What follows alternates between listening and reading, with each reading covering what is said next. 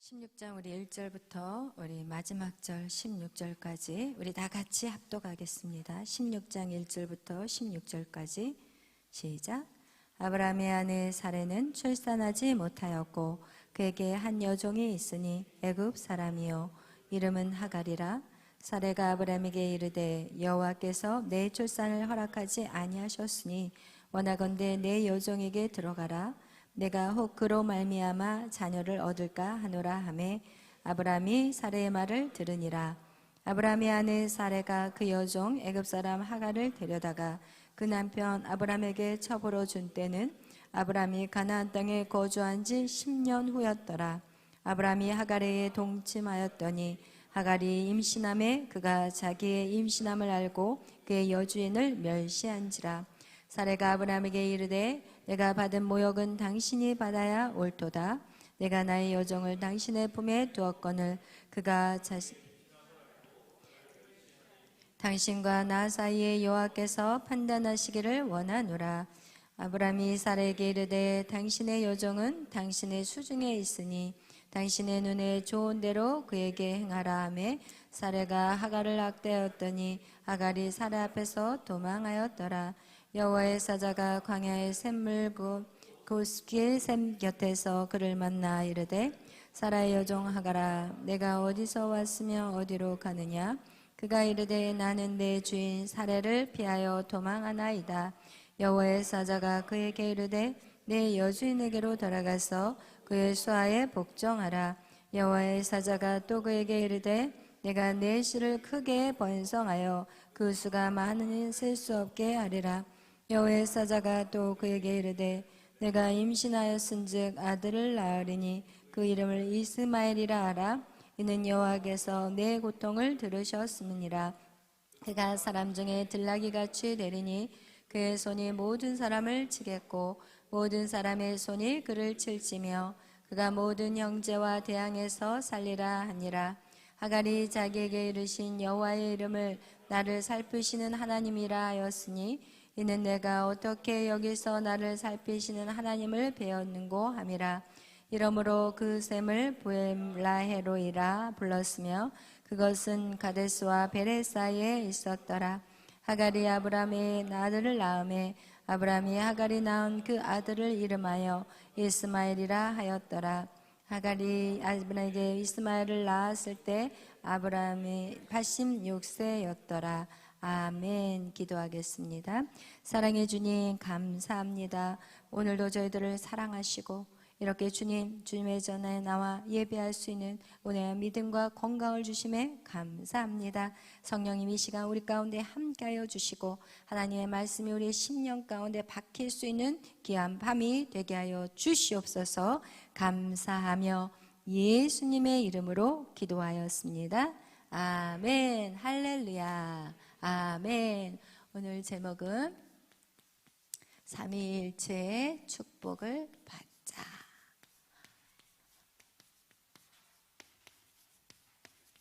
하나님은 우리에게 무엇을 하기를 원하신다고 그러셨어요? 복 주시기를 원하신다고. 아멘. 하나님은 우리에게 뭘 주시기를 원해요? 복 주시기를 원해요. 여러분 절대로 하나님은 오해 안 하시기를 바라요. 하나님 우리에게 복 주시기를 원하는데 그러면 가장 큰 복이 뭔지 아는 사람? 가장 큰 복. 아멘. 하나님이 내 안에 장착되는 거예요.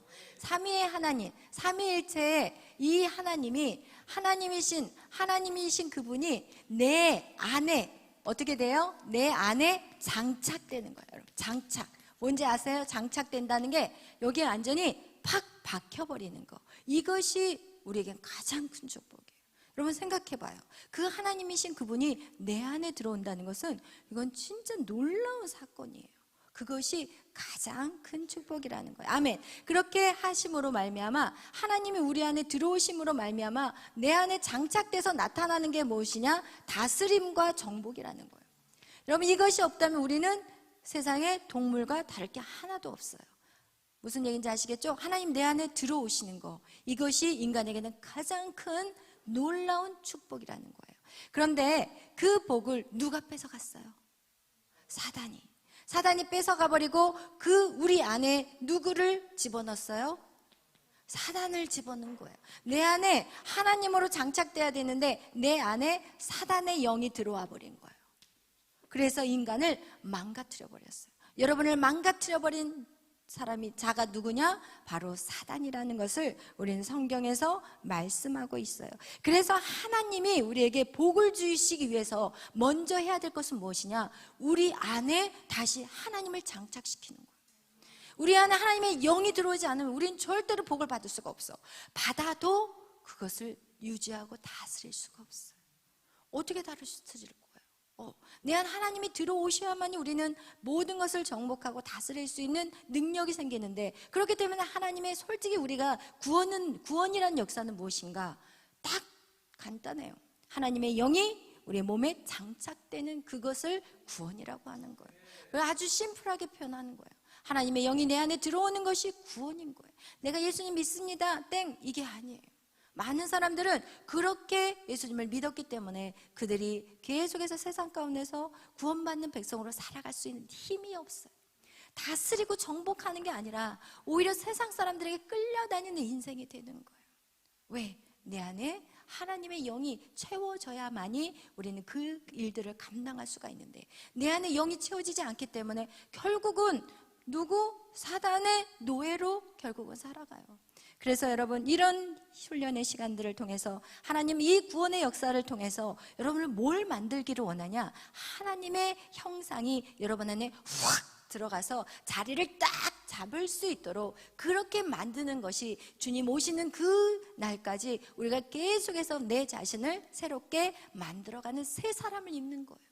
성경은 새 사람에 대한 얘기를 해요. 성경은 계속 하나님의 형상에 대한 얘기를 해요. 그런데 우리는 그동안 그것을 그냥 무시하고 그냥 넘어가. 왜? 우리는 왜 그렇게 하냐? 오늘도 우리 유빈 간사님이 전도를 했을 때 사람들은 뭐를 하냐? 나에게 유익이 오는 일 외에는 관심이 없어. 나에게 뭔가 도움이 되지 않으면 아무런 관심이 없는 거야. 오늘날 사람들이 다 그런 마음을 갖고 있고, 그리고 예수를 믿는 사람들 역시도 내게 유익이 없으면 예수를 대충 믿는다고 생각해. 크게 도움이 안 돼. 그 교회에서 누군가 나를 좀 도와주면 그때는 열심히 해. 내 사업장을 위해서 막 사람들이 와서 기도해주고 막 사가고 막 이러면은 또 열심히 하거든요. 그러나 그런 것이 없다면 열심히 안 해요. 다 신앙생활은 무엇이냐? 자기 주관적인 신앙생활을 하는 거예요. 나에게 유익이 있으면 하고 나에게 유익이 없으면 신앙생활을 안 하는 거예요. 여러분, 절대로 그게 아니에요. 신앙생활은 무엇이냐? 여러분, 하나님의 형상을 우리는 닮아간다고 성경은 계속해서 말해요. 우리가 하나님의 형상에 대한 본문들이 로마서 8장 29절 다 한번 찾아보겠어요.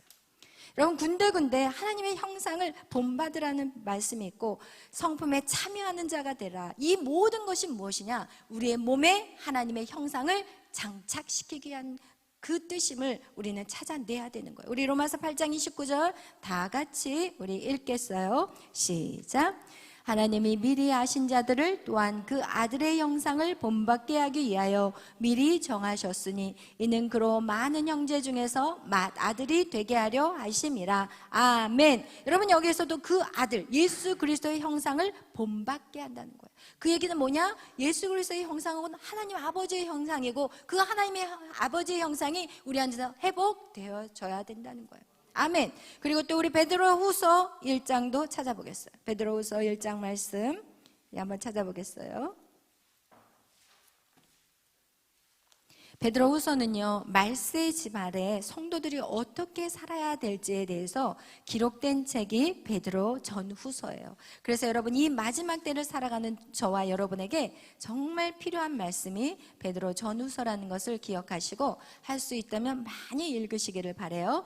우리 베드로후서 1장 4절 말씀 우리 다 찾으셨으면 우리 잠깐만요, 한 목소리로 시작. 이로써 그 보배롭고 지극히 큰 약속을 우리에게 주사 이 약속으로 말미암아 너희가 정욕 때문에 세상에서 썩어질 것을 피하여 신성한 성품에 참여하는 자가 되게 하려 하셨느니라. 아멘. 하나님은 우리의 믿음의 생활을 어떤 걸 하기를 원하냐? 여러분은 보여지는 세상의 유익을 얻고 싶어 하지만 하나님의 뜻은 거기에 관심 없어요. 여러분에게 보여지는 세상에서 여러분에게 기도 응답을 조금씩 주는 이유는 하나님을 떠나지 않게 하기 위해서 그런 거예요. 여러분의 인생 가운데 고난이 왔을 때 하나님이 도움의 손길을 딱 주는 이유는, 야, 내가 너에게 복을 주는 사람이야, 내가 너에게 이런 축복을 더하는 하나님이 누구라는 것을 알아가는 시간이 어떻게 보면은 우리가 기도의 응답을 받는 시간이지만, 여러분, 기도의 응답으로 인해서 사람들이 변화되냐? 절대 아니라는 거예요. 우리 봤잖아요. 구약시대를 봤잖아요. 막 10가지 재앙이 믿는 처음에는 동일하게 일어났지만 어느 후부터는 이스라엘 민족에게는 그 10가지 재앙이 임하지 않았어요. 안 믿는 애굽 사람들만 막 죽어나가고 막 동물이 죽고 그러지, 이스라엘 민족은 똑같은 하늘인데, 여러분, 똑같은 하늘에 살고 있는데 애굽 사람들은 막 슬퍼서 통곡하고 고통 가운데 신음하는데 이스라엘 민족 가운데는 햇빛이 비추는 거예요. 여러분, 오늘날도 똑같은 거예요. 하나님을 믿는 백성들과 믿지 않는 백성들의 차이가 뭐냐? 하나님을 믿는 백성들은 하나님의 성령의 빛이 비치는 그런 삶을 살아가고, 그 믿지 않는 사람들은 저주의 빛이 그들의 인생 가운데 있는 거예요. 똑같지 않아요. 그런데 몰라. 그래서 하나님이 그 애굽 사람들에게 그 놀라운 기적을 보여줬고, 또 이스라엘 민족도 그거를 봤어요. 홍해를 통해서 하나님이 어떤 하나님이라는 것을 다 보여줬는데, 이스라엘 민족은 그 기적을 보고도 어떻게 해요? 광야에 딱 들어가니까 물이 없어요. 하나님, 우리 죽이려고 끌고 왔어요? 막 이러면서 어떻게 해요? 불평불만. 그들의 관심은 하나님에 대한 관심이 없어. 그들의 관심은 다 나야. 나 이거 필요해요. 나 이거 알아주세요. 하나님은 지금 뭘 말하고 싶냐면, 나는 이런 하나님이야. 내가 홍해를 갈랐잖아.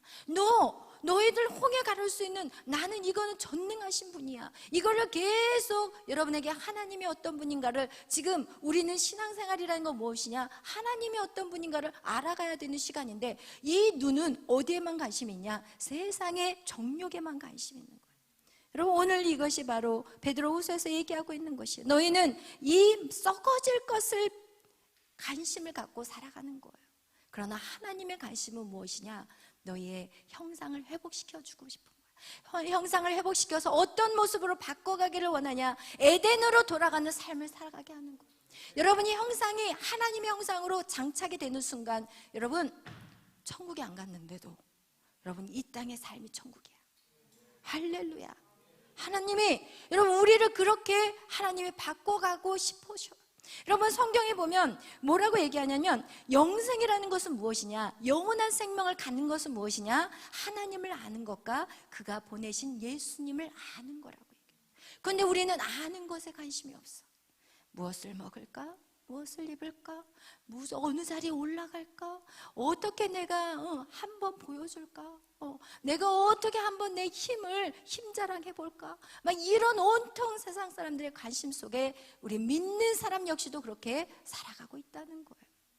여러분, 깨어 일어나야 돼요. 여러분이, 우리가 지금, 하나님은 우리를 어떻게 하나님의 형상으로 회복하기 위해서는 하나님을 알아야 돼요. 오늘날도 보세요. 수많은 사람들이 교회를 들락날락 하지만 매일 밤마다 하나님을, 말씀을 배우려고 하는 사람 몇 명이나 있냐는 거예요. 없어요. 그냥 하나님 믿고 천국 가고, 하나님, 나 이거 회사 잘 되게 해주세요. 하나님, 저 이거 성적 잘 나오게 해주세요. 모든 관심이 그 위대하시고 전능하신 하나님이 자기의 부속품이야. 자기의 필요를 채우는 하나의 조건일 뿐이지 전부가 아니라는 거예요. 하나님 우리에게 전부를 주셨는데 우리의 마음은 하나님에게 일부, 내 안에 한쪽 한 파트일 뿐이야. 여러분, 절대로 그래서는 하나님의 뜻을 이루어갈 수가 없어요. 하나님의 뜻은 무엇이냐? 여러분에게 복음 사역하라, 이것은 그 다음 일이에요. 하나님 원하신 건 뭐냐? 여러분의 형상이 회복이 되는 거예요. 하나님의 형상으로 완전히 장착될 때, 여러분, 하나님이 우리에게 주시는 게 뭔지 아세요? 여러분, 우리에게 주시는 것은 하나님 자유예요. 여러분, 자유를 돈 주고 살 수 있어요? 여러분, 삶에서 가장 소중한 게 자유거든요. 근데 성경은 말해요. 어떤 책도 자유에 대한 말을 하지 않아요. 성경은 말해요. 진리가 너희를 자유케 한다고 얘기해요. 하나님이 정확하게 말씀해 주세요. 여러분, 또 자유도 우리에게 소중하지만, 여러분, 평안, 이 평안, 여러분, 이 평안이 우리에게 얼마나 필요한가요? 여러분, 한번 생각해봐요. 여러분, 불안하고 초조하고 두렵고 막 이런 속에서 여러분 그동안 살아왔잖아요. 그러나 하나님 우리에게 주시는 평안을 얘기하고 있어요. 하늘이 주시는 평안. 이 하늘이 주신 평안은 세상이 세상이 줄 수 없는 평안이라고 분명히 요한복음 14장 27절에 말씀하고 있어요.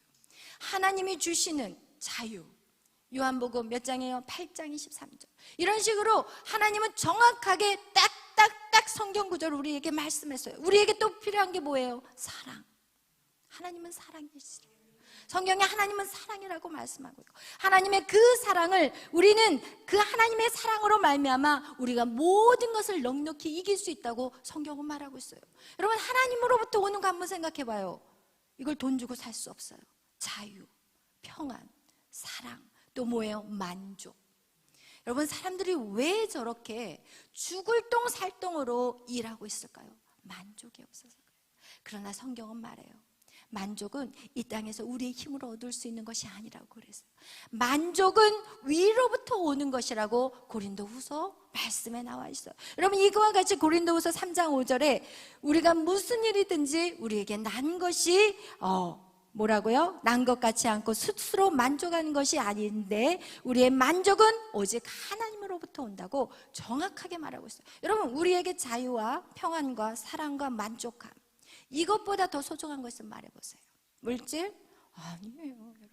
물질을 가진다고 해서 여러분 만족할 것 같아요? 그렇다면은 그 가진 사람들이 그거에 만족하고 살아야 되는데 남의 것까지 빼앗아가면서 엄청난 부를 축적해요. 그리고 나서 어떻게 해요? 다리 뻗고 못 자요. 누가 훔쳐갈까 봐. 그래서 엄청난 금고를 만들어 놓고, 그리고 무서운 개들을 그냥 그 마당에다가 쫙 깔아 놓고, 그것도 안 되니까 막 철조망으로, 그냥 쇠철조망으로 온 집을 다 막아 놓고. 여러분, 그렇게 인생을 사는 게 뭐가 행복하냐는 거예요. 수억을 갖고 있는들 그게 무슨 행복이 있냐는 거예요. 여러분, 정확하게 우리가 아셔야 돼요. 우리가 영적으로 깨어 일어나셔야 돼요. 세상에 쫓아가는 그 물결에 여러분이 흘러내려가서는 절대 안 되는 거예요. 여러분, 우리 안에 진짜 소중한 것은 어디로부터 와요? 하나님께로부터 와요. 그런데 그것이 언제 회복이 되고 정말 건강한 영의 삶을 살아가느냐? 하나님의 성령, 하나님의 삼위일체의 영, 성부, 성자, 성령, 그분이 내 안에 장착되어야 된다는 거예요. 아멘. 그 일들을 이루어 가시는 분이 바로 누구세요? 하나님이 그 일을 행하신다는 거예요. 하나님이 친히 그 일들을 이루어 가신다는 거예요. 그래서 여러분, 우리 안에 하나님께서 어떻게 해요? 우리에게 그것들을 장착하기 위해서 우리에게 공사하신다고 그랬어요. 왜 공사를 해야 되냐? 사단화가 돼버렸어요. 선악과를 따먹은 우리에게는 이제는 우리는 모든 생각하는 것이 사단의 생각이요, 사단의 마음이라는 거예요. 그렇기 때문에 우리 안에 있는 것들을 다 어떻게 해요? 끄집어내서 박살을 내야만이 내 안에 삼위일체 영이 들어와서 자리를 잡을 수가 있는 거예요. 그렇기 때문에 우리에는 때에 따라 아픔이 와요. 때에 따라 슬픔이 와요. 그 얘기를 지금 우리는 무엇을? 아브라함의 인생을 통해서 우리는 그 일들을 이루어 갔어요. 아브라함 성부, 아브라함과 이삭과 야곱, 그리고 그것들을 통해서 하나님 확대 역사를 이루어 가시는데, 하나님은 이 기초공사, 이 3대를 통해서 기초공사를 한다고 그랬어요. 누구예요? 아브라함을 통해서, 또 이삭을 통해서, 야곱을 통해서 하나님의 3대째 그 일들을 기초공사를 하는데, 이 아브라함의 인생의 원리를 보면서 우리는 상부 하나님이 내 안에 들어오는 원리를 배우는 것이고, 이 이삭을 통해서 성자 하나님, 그리고 야곱의 인생을 통해서 성령의 역사를 어떻게 이루어 가야 되는지 정확하게 보여주는 것이 오늘 이 3대에 걸쳐서 그 일들을 이루어 가셨다는 거예요. 그리고 이 일이 끝날 때쯤 어떻게 되냐? 야곱의 후손 12, 12의 역사가 일어나고, 그 다음에 몇 역사? 70인의 역사, 60만의 역사, 그리고 이것이 신약에 와서는 예수 그리스도를 믿는 모든 민족은 아브라함의 혈통이 되는 것이고, 이것은 결국 나가서 새 예루살렘과 그 새 천국, 거기까지 그 하나님의 아브라함의 자손의 축복이 이어가는 것을 성경 우리에게 보여주고 있다는 것, 그것이 우리가 그동안 여러분 말씀을 나누었던 내용이에요. 그래서 아브라함이 이제 하나님 앞에 순종을 했어요. 어떤 순종을 했어요? 사실은 순종이라고 말할 수도 없어. 솔직히 말한다면 본토 아비 친척을 떠나라고 했을 때 본토를 떠난 것은 아브라함이었지만 친척과 아비를 하나님이 다 끊어버리게 하신 것은 하나님이세요. 이와 같이 하나님은 여러분의 인생 가운데 개입을 하시는데, 그 개입은 누구를 위한 개입이에요? 여러분을 위한 계획이에요. 여러분의 인생을 살다가 고난을 만나고 어려운 역경의 시간들이 있었던 것은 바로 여러분을 위한 하나님의 프로그램이었다는 거예요. 그래서 여러분 그 과정을 통해서 여러분 하나님을 오해하거나 하나님을 정말 불편한 하나님이 아니라 나를 만드시기 위한 하나님의 작업이었구나라고 생각하신다면 여러분 하나님과의 관계가 회복되는데 훨씬 빨라요. 이거와 같이 이 아브라함이 본토와 아비와 본토와 또 친척과 아비를 떠나서 이제는 다 모든 것이 정리가 됐어요. 그러자 어떤 상태가 됐다고 그랬어요? 허전한 마음이 생겼어요. 다 버리고 났더니 허전해요. 여러분 다 버리고 났더니 허전해요. 이게 대체 잘된 선택인가? 내가 지금 잘 걸어가고 있는가? 여러분 우리가 신앙생활을 하면서 항상 그런 마음 안에 갈등들이 와요. 이게 지금 잘 돼가고 있는가? 여러분 이 갈등들은 왜 오느냐? 우리 안에 이성이라는 것이 여러분 계속해서 돌아가고 있기 때문에 막 돌아가요. 이성이 이거는 지금 잘하고 있는 게 맞나? 그럼 내 머리로 절대 이해가 안 되는 것들, 이것은 순종하기가 쉽지 않은 거예요. 그래서 우리의 이성과 늘 싸우는 게 무엇이냐? 말씀이라는 거예요. 여러분 하나님의 말씀과 우리의 이성은요 끊임없이 싸워요. 언제까지? 주님 오실 때까지. 와, 질기죠? 엄청 질겨요. 질겨도 보통 질긴 게 아니에요. 여러분 그리고 똑똑하면 똑똑할수록 더 질겨. 차라리 좀 무식했으면 좋겠어. 하나님을 믿는데 좀 무식하고 좀 수더분했으면 좋겠어. 너무 이성적이면, 제가 그랬거든요. 너무 이성적이면 너무 힘든 거예요. 이 순종한다는 게 너무 힘든 거예요. 그렇지만 이성적인 사람이 진짜 은혜를 받잖아요. 그럼 반석과 같은 사람이 돼요. 요동하지 않아요. 죽으면 죽으리라 가는 거예요. 그런 사람들은. 그래서 여러분 어쨌든 모두 다 중요하죠. 다 필요하죠. 근데 어쨌든 이 이성과 이 말씀은 우리 안에 끊임없이 전쟁을 하고 있다는 걸 여러분 기억하셔야 돼요. 그래서 여러분 순종이라는 것은 무엇이냐? 내가 이해돼서 하는 것은 순종이 아니에요. 진짜 순종이라는 건 이해 안 되는 게 순종이에요.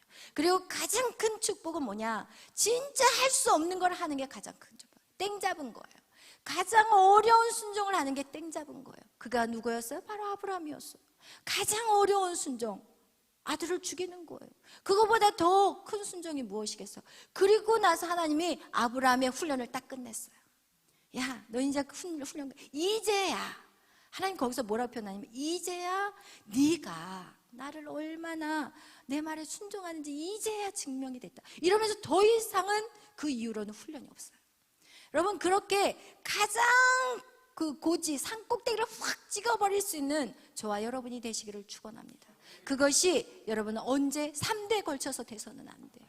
아브라함은 이 순종까지 갈 때 엄청나게 갈대아우로부터 시작해가지고 25년이라는 세월이 걸리고 25년만 걸리는 게 아니에요. 25년이 더 걸렸죠. 왜냐하면 아들을 주기까지 순종이었지. 그렇지만 이 이삭은 시작부터 순종이었어요. 시작부터 모리아 산이었어요. 여러분 시작부터 모리아 산인 이삭의 인생과 아브라함의 삶을 인생을 비교해 보면 이삭은 고난이 없었어요. 여러분 그 순종을 빨리 끝내야 되는데 그게 여러분 결코 쉬운 문제는 아니에요. 그러나 그런 순종 앞에 여러분이 눈을 찔끔 감고 그래 이해 안 돼도 무조건 순종이다. 무조건 복종이다. 무조건 내가 하나님 말씀대로 살아내야 되겠다. 이런 각오들이 여러분 안에 있어야 돼요. 여러분 이렇게 아브라함이 엘리에셀이라는 허전한 마음에 누구를 선택했냐? 엘리에셀을 어떻게 하냐? 자기의 후계자로 세웠어요. 그러니까 하나님이 어느 날 찾아가셔. 야, 엘리에셀 아니야. 네 몸에서 나야 돼. 그래서 이 아브라함이 그것을 믿었다고 성경에 나와 있었는데 어쨌든 15장에 보니까 아브라함이 어떻게 하냐? 하나님이 너 나에게 제사를 올려드려. 그럼 내가 너의 땅을 이제 약속해 줄게. 너랑 나랑 언약을 맺자. 이렇게 얘기했을 때 아브라함이 세 동물은 쪼갰지만 한 동물은 쪼개지 않았어요. 뭐 쪼갰다고요?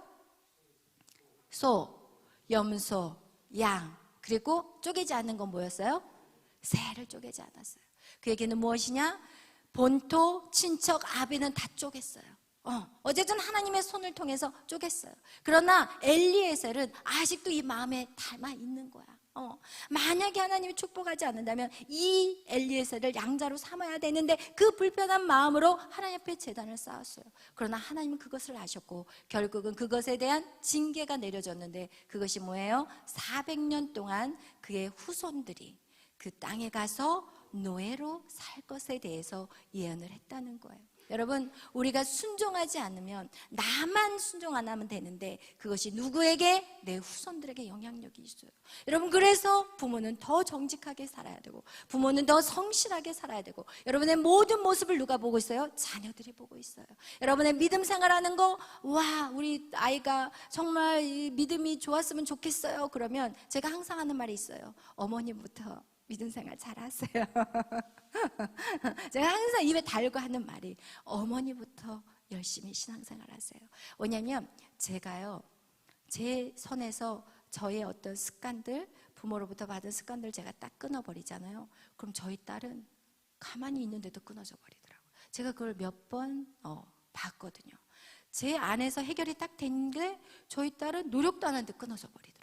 여러분, 그것이 여러분이 끊어야 될 것들이에요. 위로부터 흘러내려오는 모든 흐름들을, 옳지 않다는 것들 다 끊어내야 돼요. 우리나라에도 우리 민족 정신 중에서 옳지 않은 거 참 많아요.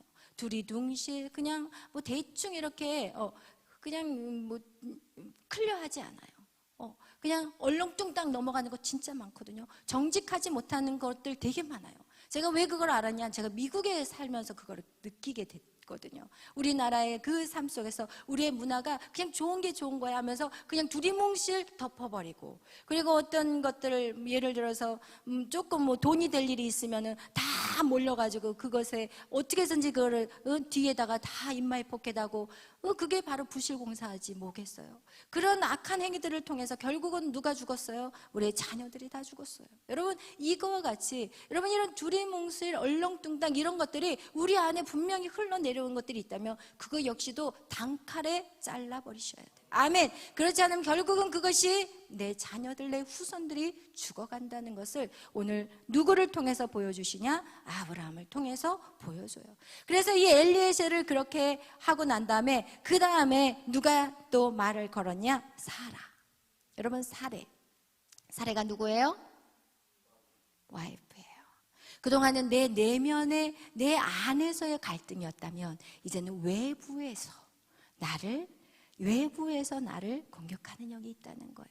그것이 가장 가까운 사람을 통해서, 내 부모를 통해서, 아니면 내 자녀를 통해서, 아니면 부부관계를 통해서, 여러분 이런 식으로 우리의 믿음의 길을 방해하는 것들이 있다는 것을 오늘 성경은 우리에게 보여주는 거예요. 하나님의 형상을 회복하는 일에 있어서 정말 어떻게 보면 진짜 동역자인 내 아내가, 내 남편이 때에 따라 방해를 할 수 있다는 것을 우리는 알아야 돼요. 오늘 그가 누구였어요? 사라였어요. 사라가 자기 남편에게, 이제는 남편은 아브라함은 하나님 말씀대로 내가 그러면 그것을 믿겠습니다 하고 마음을 딱 갖고 있었는데, 사라가 와서 여보, 당신도 이제는 늙었고 나는 이제 애 낳기는 내 몸이 죽었다고 표현해요.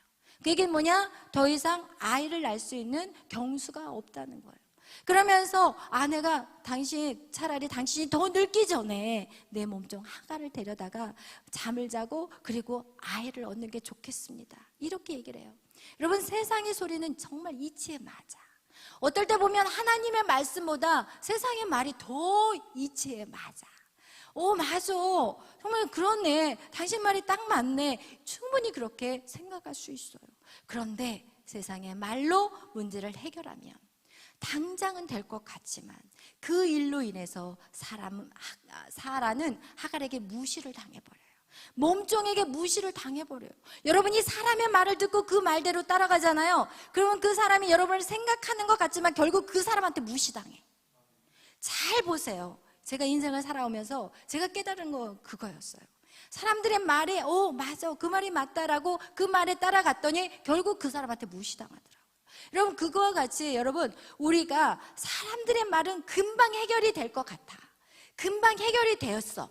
아들 이스마엘을 낳았기 때문에 당장 문제가 해결이 돼. 그렇지만 그것은 나중에 결과를 보면 그것이 엄청난 아픔이에요. 그 사람에게 아브라함에게는 엄청난 아픔이었어요. 왜 아픔이에요?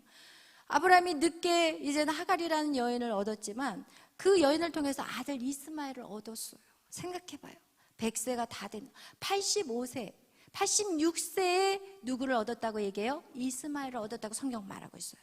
그러니까 이스마엘을 얻었을 때 이 아브라함은 이스마엘을 얼마나 사랑했겠어요. 생각해봐요. 그 나이에 아들을 얻었다면, 그동안 기다렸던 아들을 얻었는데 얼마나 사랑스럽겠어요. 그런데 하나님은 어떻게 해요? 아들을 보내라는 거예요. 보내라는 거예요. 이거 불가능한 일이에요, 여러분. 우리가 이 성경을 읽지만 사실은 이것이 보낼 수 있겠다 생각하지만 진짜 불가능한 거예요. 여러분의 삶 속에서 그렇게 정말 85세의 아들을 얻었는데, 그리고 그 아들하고 14년을 살았는데 15년, 5세, 막 16세까지 살았는데 이 아들을 하나님 버리라고 한다고 해서 여러분 다 갖다 버리겠어요? 못 버려요. 그렇기 때문에 아브라함은 하나님이 그의 믿음을 인정한 거예요. 이건 할 수 없는 거예요. 인간으로 도저히 할 수 없는 거예요. 그렇다고 해서 이스마엘을 하나님 죽인 게 아니에요. 이제는 스스로 아브라함이 자신 스스로 그걸 끊어내요. 아버지도 끊어내지 못했고 롯도 끊어내지 못했어요. 그냥 하나님이 해주신 거였어요. 근데 엘리에셀부터 아브라함이 조금씩 자기가 하기 시작했고, 이스마엘에 와서는 자기가 완전히 하갈과 이스마엘을 내보내버려요. 쫓아내버려요. 여러분, 이것을 하나님은 믿음으로 보셨다는 거예요. 그런데 이스마엘을 하나님이 그냥 버리셨냐? 아니에요. 인간이 저지른 그 죄를 하나님이 이스마엘도 살리시고 그를 통해서 큰 씨로 이제는 하나님이 창대케 해주시는 약속도 주셨다는 거예요. 하나님은 인간이 잘못한 그 모든 문제까지도 하나님은 해결해요. 아브라함은 해결해 주지 못했어요. 그러나 하나님은 해결해 주세요. 그러나 아브라함에게 분명히 약속한 언약의 자손, 그게 누구예요? 이삭이에요.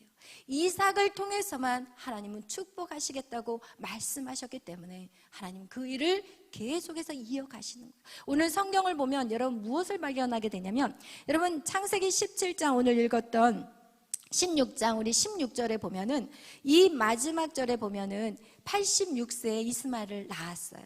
그리고 나서 17장을 보면은 하나님이 이 아브라함에게 찾아간 때가 언제냐? 아브라함이 99세 때 따라 찾아갔어요. 그렇다면 14년이라는 공백이 있어요. 하나님이 아브라함에게 음성조차 들려지지 않는 14년의 기간. 여러분, 이 14년의 기간, 아브라함은 그 이스마엘에게 폭 빠져가지고 세상에 폭 빠져서 몇 년이라는 세월을 또 낭비해요? 14년이라는 세월을 낭비해요. 하나님의 음성조차도 들리지 않아요. 왜? 이스마엘에게 폭 빠져 있는데 하나님 음성 들리겠냐고요. 그러면서 하나님은 결국 99세 때 아브라함이 조금 정신이 돌아올 때쯤 하나님이 아브라함에게 찾아갔어요. 그리고 어떻게 해요? 하나님이 먼저 찾아가셔서 내가 너에게 이제 내년 이맘때 아들을 준다고 약속해요. 그래서 100세에 누구를 얻어요? 이삭을 얻어요. 여러분, 이거와 같이 여러분, 인간이 어떤 일들을 선택해서 그 일들이 빨리 이루어질 것 같지만 오히려 그 일은 결국은 아픔이 있었다는 거예요. 그걸 내쫓아야 되는 아픔이 있었고, 그리고 그의 후손들이 지금까지도 이스라엘 민족과 엄청나게 다투고 있어요. 팔레스타인이 바로 이스마엘의 후손들이에요. 그래서 지금까지도 그들에게는 정말 그 팔레스타인들 때문에 얼마나 많은 고통을 겪고 있는지 몰라요. 여러분, 우리의 선택하는 모든 인간적인 방법으로 선택한, 우리의 이성으로 선택한 것은 결국 우리에게 멸망을 가져다주고 아픔을 가져다 준다는 거예요. 그런데 하나님은 어떻게 해요? 절대로 포기하지 않으시는 거예요. 그것을 우리는 너무 감사한 거예요. 하나님 우리를 절대로 포기하지 않으세요. 그래서 결국 어떻게 하시냐? 아브라함에게 찾아가시고 이삭을 약속하세요. 이삭을 약속하시고, 그리고 그 이삭을 통해서 하나님의 약속을 이루어 가시는. 근데 여러분, 우리가 이렇게 하나님 앞에 순종한다는 거, 이 순종을 하는 것은 때에 따라 정말 이해가 안 돼도 우리는 순종을 해야 돼요. 여러분이 오늘 순종한 것이 여러분 내일 그게 이해가 될 수가 있고, 여러분 오늘 순종한 것이 한 달 후에 이해가 될 때가 있어요. 여러분이 오늘 순종한 것이 여러분 10년 후에 이해가 될 때가 있고, 여러분 오늘 순종한 것이 하늘나라 가서 이해가 되는 것이 있어요. 무슨 얘기인지 알겠죠? 그래서 여러분, 당장 내가 이해가 되는 거, 그것에 연연해 있다면 우리는 아무것도 할 수가 없고 하나님의 사람으로서 살아낼 수도 없습니다. 그래서 여러분, 정말 우리가 정말 이해할 수 없는, 너무나도 힘든 순종을 하는 거, 그것이 여러분에게는 엄청난 축복이라는 것을 아시기를 바랍니다. 아멘. 그래서 우리는 결단해야 돼요. 무엇을 결단해야 되냐? 이제는 내가 이해가 안 돼도 순종하겠습니다. 할렐루야. 이해가 안 돼도 순종하겠습니다. 할렐루야. 아멘. 아멘. 할렐루야. 이해가 안 돼도 순종하시기를 바라요. 그렇다면 무엇에 대한 순종을 할 거냐는 거예요. 어떤 사람은 네 하나님 내가 순종하겠습니다. 하나님 눈을 떠야 되나요 말아야 되나요? 잠자면서 아침에 일어나면 하나님 눈을 뜰까요? 하나님 지금 화장실 급한데 화장실 갈까요? 하나님 저 오늘 밥을 좀 먹을까요? 어떤 그 전도사님이 국회에서 이제 일하시는 전도사님인데 국회에서 일하시면서 신학교를 이제 야간을 다니셔서 전도사님이 되신 거예요. 근데 그분이 너무 웃긴 게 그 국회에는 그 식당이 2군데가 있대요. 근데 주님 오늘 이 A 식당으로 갈까요? B 식당으로 갈까요? 그런데 그렇게 기도하고 딱 간 날 갔더니 와 그날은 그 결혼식이 있어가지고 잔치래요. 잔치. 음식이 너무 잘 나왔다는 거예요. 근데 저는 그걸 듣고 너무 웃음이 나는 거예요. 그럼 우리가 순종하는 거 그런 걸 순종하는 게 아니라니까요. 여러분, 아브라함이 힘든 순종이 무엇인가? 여러분, 우리가 신앙생활 하면서 힘든 순종이 뭐예요? 주일 성수하는 거 힘들어요. 주일 성수하는 거, 주일 성소. 여러분, 주일 성소라는 것은 내가 은혜를 받기 위해서 가는 게 아니라 순종함으로 가는 것이에요. 여러분, 주일 성소는 내가 생명같이 지켜야 되고 내 자리를 지켜야 되는 거예요. 그게 바로 주일 성소예요. 여러분, 이런 것들을 순종해야죠. 밥 먹으러 A 식당으로 갈까요? B 식당, 이게 말이 됩니까, 여러분? 그런 분이 계셔요. 그분만 계시겠어요? 별별 분들이 다 계실 텐데 다 모든 순종이 자기 잘 먹은 거 지금 맛있는 식당을 골라달라는 것밖에 더 되냐고요. 그렇죠? 여러분, 주일 성소, 여러분 이거 정말 우리에게는 생명같이 지켜야 되는 거예요. 내가 은혜 받아서가 아니라 이건 순종이에요. 왜? 하나님이 분명히 말씀하셨어요. 주일을 거룩히 지키라고 했으면 우리는 그 주일을 생명같이 지켜야 돼요. 여러분, 오늘날 코로나로 인해서 많은 사람들이 지금 집 밖으로 안 나와요. 아직도 교회가 오픈이 되어 있는데도 이제는 어떻게 해요? 집안에서 팬티바람, 메리아스 바람으로 예배드린다고 앉아 있어요. 그게 말이 됩니까? 말이 안 돼요. 여러분, 우리가 정성이 없이 무슨 하나님 앞에 올려드릴 수 있냐는 거예요. 여러분, 하나님과의 사랑을 교제하는데, 여러분이 누구를 만나서 교제하는데 집안에서 그냥 전화통화로 그래 사랑해 잘 있어 이게 되냐는 거예요. 아닌 거예요. 여러분, 그거와 같이 주일 성소는 정말 우리가 거룩히 온전히 지켜야 되는 거예요. 또한 우리에게 있어요. 두 번째, 11조예요. 11조는 하나님의 명령이에요. 내가 해도 되고 안 해도 되는 게 아니에요. 성경에 분명히 말씀하고 있어요. 이것은 나의 것이다. 이것은 내 것이야.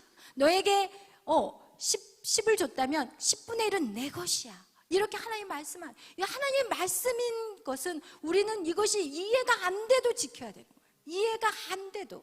여러분, 그래서 정말 우리는 이 11조 반드시 헌신하셔야 돼요. 근데 오늘날 11조를 자기 것같이 쓴 사람이 있더라고요. 그게 누구냐? 하나님의 11조는 반드시 본교에 드려야 되는데 그 11조 가지고 조각조각 쪼개가지고 여기 교회 도와주고 여기 교회 나눠주고 하나님 너무 싫어하세요.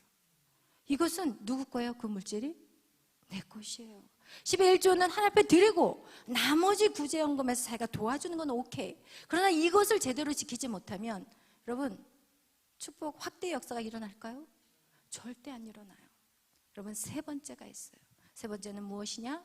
멘토, 주의 종에게, 주의 종의 견해에 순종해야 되는 거예요. 여러분, 그 굉장히 중요해요. 주의 종의 말씀에 순종해야 돼요.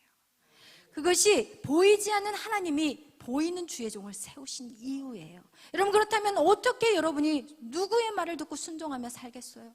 여러분이 아직도 영적인 깨달음이 아직 오기 전인데, 아직 영적인 분별력도 오기 전인데, 그럼 누구 말을 듣고 그 길을 걸어갈 수 있겠냐는 거예요. 여러분, 영적인 멘토는 너무너무 중요해요. 왜? 제가 영적인 멘토 없이 살았기 때문에. 제가 30년 이상을, 거의 30년 넘게 방황하는 인생을 살았어요. 그런데 여러분, 우리가 이렇게 주의 종은, 그렇다면 우리가 이렇게 말할 수 있어요. 어떻게 여러분 그 주의 종의 말이 옳은지 그른지 어떻게 알고 그분의 말을 무조건 100% 다 순종합니까? 라고 질문한다면 제가 한 예를 드리고 싶어요. 구약시대의 가장 최악의 영적인 리더가 누구였냐? 엘리 대제사장이었어요. 엘리 대제사장은요, 분별력이 없었어요. 그래서 자기 자식들을 다 망나니로 키웠어요. 자기 자식들이, 대제사장의 아들들은 다 제사장들이거든요. 그런데 그들이 잘못하고 그냥 막 성전에 들어온 그 예물들을 자기들이 막 좋은 양들, 이 소들은 다 뒤로 빼돌려가지고 팔아요. 또 그리고 또 성전에 들어온, 그리고 또 뭐 예쁜 여자들 오면은 막 동침해버리고 막 이런 악한 죄를 저질렀던 사람들이 엘리 대제사장의 아들들이었어요. 그러나 이 엘리는 놔뒀어요. 말하지 않았어요. 그리고 또 이 엘리 대제사장이 얼마나 영적으로 분별력이 없었냐면, 한나라는 여인이 자식을 못 낳아서 울고 기도하고 있었어요. 하나님, 우리 아빠 샤라리가 막 이러면서 막 영어로 그냥 방언이었을지는 모르겠지만 막 너무 슬프니까 우리 아빠 샤라 이렇게 기도를 하니까 이 엘리 제사장이 지나가다가 이 여자 술 처먹었네. 이 대낮에 무슨 술 먹고 여기 와서 기도하냐고. 그러니까 한나가 그래요. 아닙니다. 저는 지금 아이를 못 낳기 때문에 너무 슬퍼서 지금 기도하고 있는 것입니다. 그러니까 이 엘리 대제사장이 그냥 한마디 던졌어요. 뭐라고 던졌냐면, 야, 이제 하나님 네 기도를 들었으니까 그냥 가. 근데 한나라는 여인은 그 말을 믿어버렸어요. 그러면서 그냥 갔어요. 그래서 아들이 생겨버렸어요. 여러분, 그 사람의 믿음인 거예요. 아멘. 그래서 그 한나가 아이를 낳았어요. 사무엘을 낳았어요. 진짜 엘리 대제사장 말대로 아들을 낳았어요. 근데 그 엘리 대제사장에게 그 아들이, 사무엘이 젖을 뗄 때쯤, 이젠 더 이상 부모의 젖을 안 먹어도 될 때쯤, 그렇지만 아직 어리잖아요. 그 아이를 엘리 대제사장에게 그냥 하나님 앞에 바쳐버려요. 그리고 엘리 대제사장 밑에서 사무엘이 자라는데, 여러분, 사무엘은요 진짜 최고의 선지자였어요. 그 당시에 이 사무엘을 통해서 그 사사시대와 왕정시대를 연결한 사람이 바로 이 사무엘이라는 사람. 그렇다면 엘리 대제사장 밑에서 어떻게 사무엘 같은 인물이 나올 수 있어요? 나올 수 없어요. 여러분, 그렇기 때문에 우리는 저 주의 종이 말이야, 넌 제대로 된 거야 안 된 거야, 그게 중요한 게 아니에요. 하나님은 사무엘이라는 사람을 진짜 분별력 없는 그 리더 밑에서도 성장하게 했다는 거예요. 중요한 것은 이 사무엘의 자세가 중요해요. 그 엘리 대제사장이 하는 모든 말에 다 순종했어요. 그래서 자다가 하나님의 음성이 들리는데, 여러분 만약에 제가 여러분 막 새벽 2시, 3시쯤에 야 사무엘 하고 부르면, 희원아 라고 부르면 뛰어오겠죠, 우리 희원이도. 잘 뛰어와요, 제가 부르면. 어쨌든 그렇게 주의 종의 말에 순종하고 그 시간에 뛰어올 사람은 없어요. 많지 않아요. 그러나 사무엘은 하나님이 부르셨는데 엘리 대제사장이 부른 줄 알고 자다가 벌떡 일어나가지고 제사장한테 가요. 벌떡 일어나서 또 가요. 그러니까 나중에 엘리 대제사장이, 야, 그거는 내가 부른 게 아니라 하나님이 부른 것 같아, 이러면서 또 가르쳐주는. 여러분, 이거와 같이 우리가 정말 영적인 리더가 정말 우리 생각에, 우리의 관점으로, 우리의 이성으로 그들을 절대로 판단해서는 안 되고, 여러분, 하나님이 붙여놓으신 그 자리에서 여러분은 100% 순종하는 훈련이 여러분 안에 반드시 있어야 돼요. 여러분, 이것이 쉬운 순종이 아니에요. 그러나 여러분, 우리는 이 순종이 왜 우리에게 중요하냐? 여러분, 에덴 동산에서 쫓겨난 이유가 뭐예요? 불순종이에요. 그렇다면 다시 에덴으로 돌아가기 위해서는 뭐를 해야 돼요? 순종을 해야 되겠어요. 그렇기 때문에 여러분의 이성으로 뭔가를 이해하려고 하지 말고, 여러분의 이성으로 어떤 사람도 판단하려고 하지 말고, 그냥 하나님의 사랑해라, 그 무조건적인 사랑으로 계속해서 나가셔야 되고, 뭐든지 그런 이유가 있겠지, 뭔가 이유가 있겠지. 여러분, 복음에 대한 정말 죽어있는 교회는 절대 안 되지만 성령의 역사가 있는 교회 안에서 연약한 모습들을 바라봤을 때 여러분 그것을 뭔가 이유가 있겠지 그러면서 정말 전심으로 여러분이 하나 되는 역사가 이루어지기를 축원합니다. 하나님께서 어떻게 하시냐? 하나님께 순종은 곧 목회자의 순종으로 하나님 시작시켜요. 이거 굉장히 중요해요. 여러분 저와 여러분이 하나가 되지 않는다면 이 교회에 사람들이 올 수가 없어요. 여러분 우리가 교회는 그래서 이 연합이라는 게 굉장히 중요한 거예요. 하나가 되는 게 중요해요. 근데 사단은 어떻게 하냐? 자꾸 여러분과 저의 관계를 틈을 주게 만들어요. 뭔가 오해하게 만들고 뭔가 불편하게 만들어서 이 틈을 줘버리면 이 교회는 조각조각 모래알이 돼버려요. 그럼 그 모래알에다가 무슨 집을 지을 수 있겠냐는 거예요. 반석과 같은 그런 단단한 곳 위에 돌을 지어야지. 여러분 그래서 우리 안에는 하나님과 우리의 신뢰가 중요하지만 저와 여러분의 사이에도 신뢰가 너무너무 중요한 거예요. 여러분 그래서 이런 것들이 세워질 때 교회는 든든히 세워져 가고 더 많은 영혼들을 우리는 살리는 그 일들을 감당하게 된다는 거예요. 아멘 할렐루야. 여러분 그래서 우리가 정말 성경에 보면 사도 바울이 마지막 로마서의 마지막 16장을 기록할 때 많은 사람들의 이름을 다 써요. 그동안 자기가 이 모든 사역을 하면서 3번에 걸쳐서 전도여행을 떠나면서 자기를 도왔던 모든 동역자 이름을 다 낱낱이 기록해요. 여러분 근데 그 기록하는 가운데서 누구의 이름을 또 기록하냐면 브리스글라와 아굴라 브리스가와 아굴라에 대한 이름을 기록해요. 그러면서 거기에다 그 뭐라고 썼냐? 그들은 내 목숨을 위하여 자기들의 뭐라고요? 목까지도 내어놓는다는 거예요. 여러분 예수님을 위해서 죽어야지 무슨 사람을 위해서 죽어 이렇게 말할 수 있어요. 그러나 여러분 주의 종을 위해서 죽지 못하면 예수님을 위해서도 못 죽어요. 솔직히 말하면 다 거짓말이에요. 다 거짓말이에요. 정말 그 주의 종이 하나님의 말씀으로 복음을 가지고 나간다면 그 인간적인 냄새 나는 거 왜요? 인간이기 때문에 똥도 싸. 인간이기 때문에 밥도 먹으면서 짜장면을 먹으면서도 입 옆에다 시커멓게 바를 수 있어요. 인간이기 때문에. 여러분 그런 것을 바라보지 말고 우리는 오직 복음을 위해서 살아가고 있고 그 복음을 위해서 산다면 우리는 서로를 위해서 죽을 수 있는 그런 마음의 준비가 되어 있어야 된다는 거예요. 그런 자만이 정말 예수를 위해서 죽을 수 있어요.